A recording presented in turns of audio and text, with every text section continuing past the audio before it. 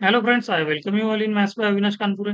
तर concept of the day मध्ये आपण पाहणार आहोत एक बढिया कन्सेप्ट जो की चक्रवाढ व्याज या चॅप्टर मधील आहे आणि हा आन्सर की वरून आपल्याला दिसून येत असेलच की हे एक आन्सर की मधील हा काय आहे, एक रिस्पॉन्स शीट मधील हा क्वेश्चन आहे आणि हा समाज कल्याण भरतीमधील काय आहे, प्रश्न आहे पहा. जो की टीसीएस न घेतलेला आहे. आता अशा प्रकारचे क्वेश्चन जर येत आहेत तर आपल्याला कळायला पाहिजे की आपण त्याच रटाळवाण्या जुन्या मेथड जुने टाइप्स शिकून फायदा नाही. आपल्याला थोडंसं ऍडव्हान्स लेवलला येणं गरजेचं आहे आणि नवीन पद्धत शिकणं गरजेचं आहे. क्वेश्चन सॉल्व्ह करायची फॉर्म्युला वगैरे आपण कुठं यूज करत नाही. पहा, फॉर्म्युला लेस पूर्ण मॅथमॅटिक्स आपण पाहत असतो.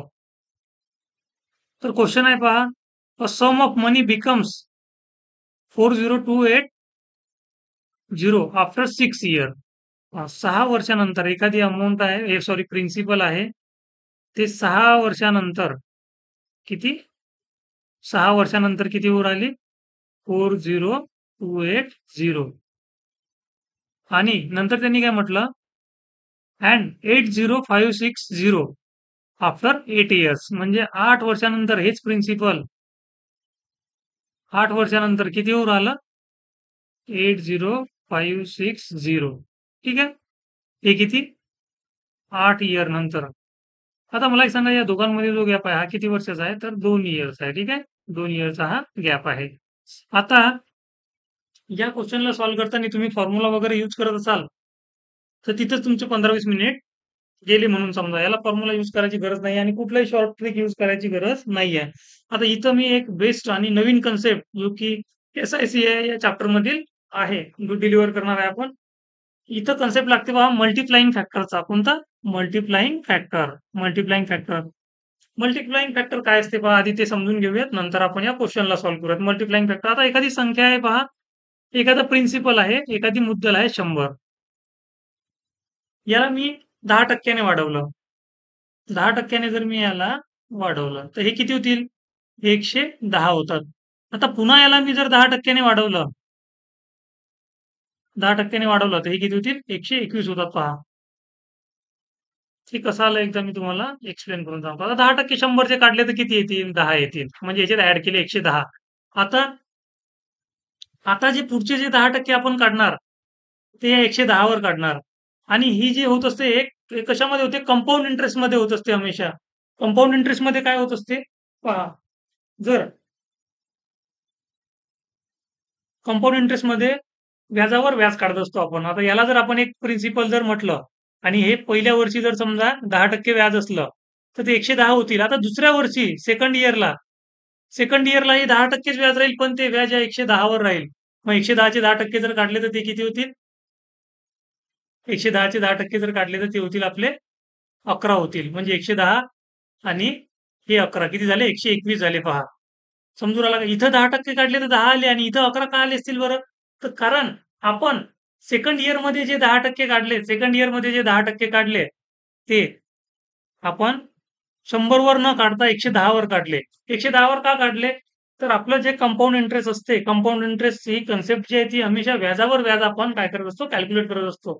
सरळ सरळ व्याजासारखं नाही. पहिल्या वर्षी 10% व्याज आहे, दुसऱ्या वर्षी 10% व्याज आहे म्हणून सरळ सरळ काय करायचं, 20% 100 वर व्याज काढलं तर काय होतील, ते 20% व्याज होईल. याचे सरळ एसआय जर काढला तर 20%, 10%ने जर काढलं प्रत्येक वर्षी 10%, मग 2 वर्षाचे 20%. 20% काढले तर सरळ सरळ एसआय होईल 20% आणि अमाऊंट किती होईल, 120.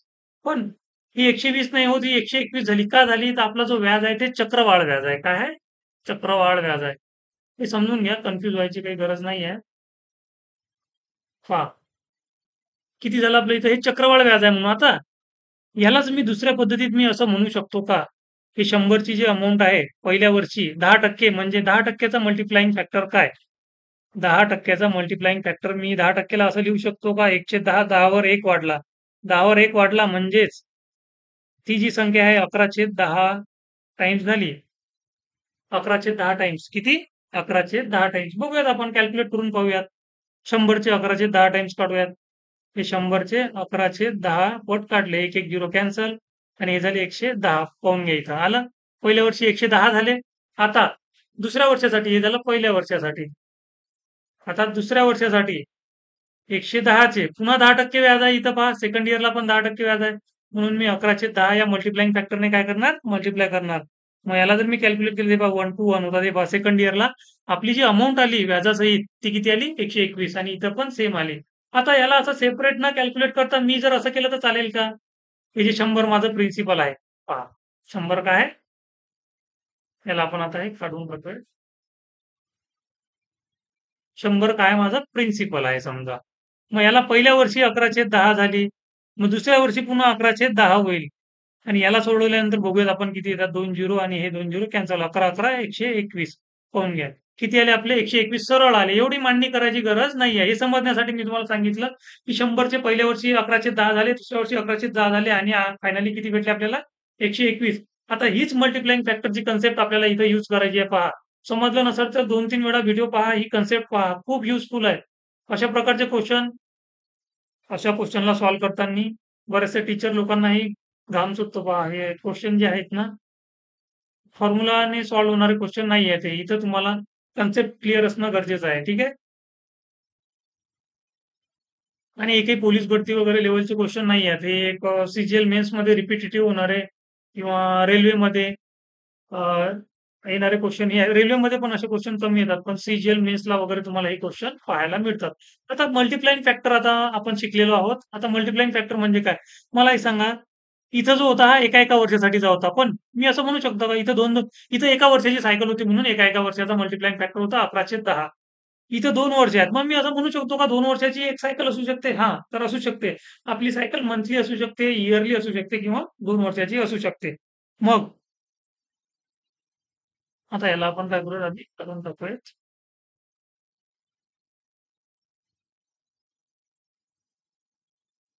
4,280 चे 40,280 चे 80,560 हे पहा दुप्पट आहेत जवळ-जवळ. काय आहेत? दुप्पट. जवळ-जवळ म्हणजे दुप्पटच आहेत. मग मी असं याला म्हणू शकतो का याचा मल्टिप्लाइंग फॅक्टर काढताना जी जी अमाउंट नंतर झालेली आहे, नव्याने अमाउंट तयार झालेली असते ती अंशामध्ये लिहायची आणि जी आधीची अमाउंट आहे ती छेदामध्ये लिहायची. 40,280 आणि याला जर मी सॉल्व्ह केलं तर 40,000 आणि याचा 2चा भाग जाईल. ठीक आहे. 2/1 म्हणजे मी असं म्हणू शकतो का? काय केलं आपण इथं? नवी अमाउंट जी आहे ती अंशामध्ये लिहिली आणि जुनी अमाउंट जी आहे ते छेदामध्ये लिहिली. मग आपल्याकडे एक मल्टिप्लाइंग फॅक्टर आला. कोणता? 2/1 म्हणजे 2 वर्षासाठीचा मल्टिप्लाइंग फॅक्टर काय? 2/1. मग मला एक सांगा इथं 2-2 वर्षाच्या किती सायकल आहेत बरं? पहा. पहिली 2 वर्षाची, ही 2 वर्षाची, दुसरी 2 वर्षाची आणि ही तिसरी जी आहे हे 2 वर्षाची. म्हणजे झाले 6 वर्ष. 2-2 वर्षाची एक-एक सायकल आहे. म्हणजे 3 सायकल आहेत. एका सायकलसाठी मल्टिप्लाइंग फॅक्टर आहे 2/1. म्हणजे जर प्रिन्सिपल जर पी असेल, प्रिन्सिपल मुद्दल असेल, तर याचा पहिल्या वर्षाचा मल्टिप्लाइंग फॅक्टर होईल 2/1. पहिल्या वर्षाचा म्हणजे पहिल्या 2 वर्षाचा मल्टिप्लाइंग फॅक्टर झाला आपला 2/1. दुसऱ्या 2 वर्षाचा झाला आपला 2/1 आणि तिसऱ्या 2 वर्षाचा झाला 2/1. हा झाला तिसऱ्या 2 वर्षाचा म्हणजे 2, 2-4 आणि 2-6. प्रिन्सिपलची 2, 2-4, 2-6 वर्षात अमाउंट किती झाली रे आपली? तर ही 6 वर्षात झालेली आहे 40,280. हो, मी तुम्हाला हे समजावून सांगत आहे म्हणून एवढा वेळ लागत आहे. बट एक्झामिनेशनमध्ये तुम्ही असे क्वेश्चन पाहिले तर जास्तीत जास्त 40 सेकंदात याचा आन्सर निघेल. ठीक आहे. आता ह्याला सॉल्व्ह करताना हे 1, 1, 1, 1 तर कॅन्सल होतील. मग राहील आपला पी.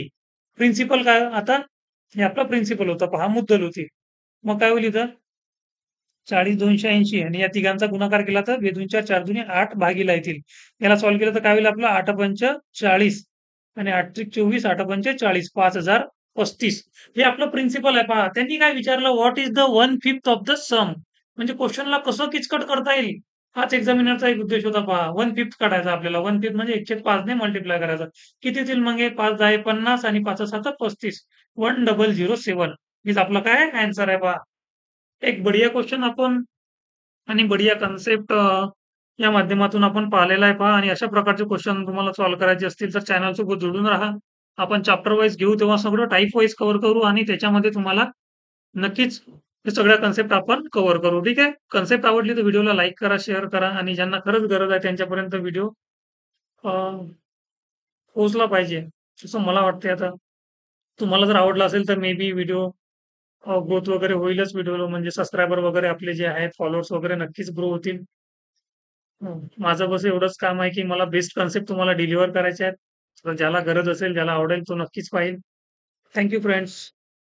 भेटूयात नवीन व्हिडिओमध्ये, नवीन कन्सेप्ट सोबत. अशाच आपण कन्सेप्ट आता रेग्युलर घेणार आहोत. तर याच्या आधी पण आपण अँसर की वगैरे सोडवलेले आहेत समाज कल्याणचे आणि हे पेपर जे आहेत समाज कल्याणचे टी-सी-एसने घेतलेत आणि हे टी-सी-एस पॅटर्नचे सगळे क्वेश्चन आहेत. आता असं काही नाही की टी-सी-एस पॅटर्न वेगळा आहे, आय-बी-पी-एस वेगळा आहे किंवा आपला एम-पी-एस-सीचा वेगळा आहे. ॲक्चुअली मॅथेमॅटिक्स हे मॅथेमॅटिक्स आहे. याच्यामध्ये जेवढ्या टाइपचे क्वेश्चन, जेवढ्या प्रकारचे क्वेश्चन बनू शकतात. आता सगळे तर सगळ्याच टाइपचे एका पेपरमध्ये प्रश्न येणार नाही आहेत. पण जे क्वेश्चन आता विचारत आहे एक्झामिनर ते आपल्याला करणं गरजेचं आहे आणि मॅक्सिमम तुम्ही पहा ऑफलाईनमध्ये तुम्हाला बऱ्याच ठिकाणी तुम्ही आता पाहिलं असेल, की या लेव्हलचे क्वेश्चन ऑफलाईन क्लासेसमध्ये नाही होत. कारण ऑफलाईन क्लासेसमध्ये एवढ्या सगळ्या कन्सेप्ट डिलिव्हर करणं वेळ वेळ कमी असते आणि खूप साऱ्या गोष्टी असतात. ऑनलाईनमध्ये काय असते, की डिस्ट्रॅक्शन वगैरे काही नसते आणि एक्झॅक्ट टीचरला जे कन्सेप्ट प्रोव्हाईड करायची आहे ती प्रोव्हाईड केल्या जाते. ठीक आहे. तर या माध्यमातून मी पण हा एक छोटासा प्रयत्न करत आहे. व्हिडिओ आवडला तर नक्कीच लाईक करा. Thank you friends.